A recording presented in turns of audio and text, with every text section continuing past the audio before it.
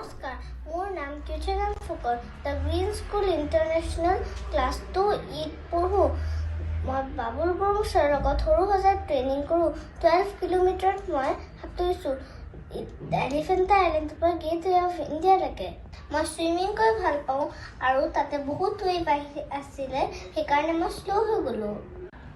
কিউচেনাম ফুকনৰ পেৰেণ্ট হিচাপে আমি খুব সুখী আৰু তাই যি কম বয়সতে যিটো নাম কৰিব পাৰিলে তাৰ কাৰণে আমি কোচক ধন্যবাদ দিব লাগিব। কোচে যথেষ্ট কষ্ট কৰিলে তাইৰ ট্ৰেইনিঙত আৰু তাইও বহুত কষ্ট কৰিছে। তাই খোৱা বোৱা জাংক ফুড টোটেলি বাদ দিছে, যিবোৰ আজিকালি ল'ৰা ছোৱালীয়ে খাবলৈ দোকানত দেখিলে খাবলৈ মন কৰে। তাই নিজকে বহুত কণ্ট্ৰল কৰিব পৰা হ'ল, নোখোৱাকৈ থাকে। সচৰাচৰ ঘৰত সিজোৱা খাদ্যই খায় আৰু ষ্ট্ৰিক্ট ডিচিপ্লিন। বেয়াও লাগে কেতিয়াবা, বহুত কষ্ট হয়। খুব সোনকালে শুই উঠি চুইমিং কৰি স্কুল যাব লাগে। কিন্তু যিয়ে নহওক আজি তাইৰ এই কষ্টখিনি সাৰ্থক হ'ল বুলি ভাল লাগিছে মনটো। আমি গৌৰৱান্বিত। সৰু ল'ৰা ছোৱালী হিচাপে মানে তাই যথেষ্টখিনি কৰিছে বুলিয়ে ক'ব লাগিব।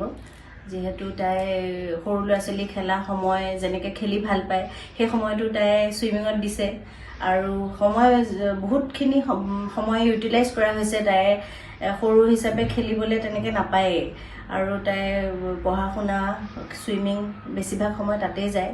খোৱাটো কেতিয়াবা মই পঢ়াৰ মাজতেই খুৱাই দিওঁ, খাবলৈও তাইক তেনেকৈ সময় দিয়া হোৱা নাই। আৰু তাই ক্ৰিয়েটিভিটি কামবোৰ কৰি ভাল পায়, তাৰ কাৰণেও তাই আজিকালি সময় নোহোৱা হৈছে।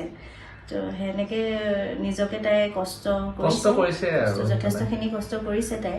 আশীৰ্বাদ থাকিলে আগলৈ আৰু আগবাঢ়িব।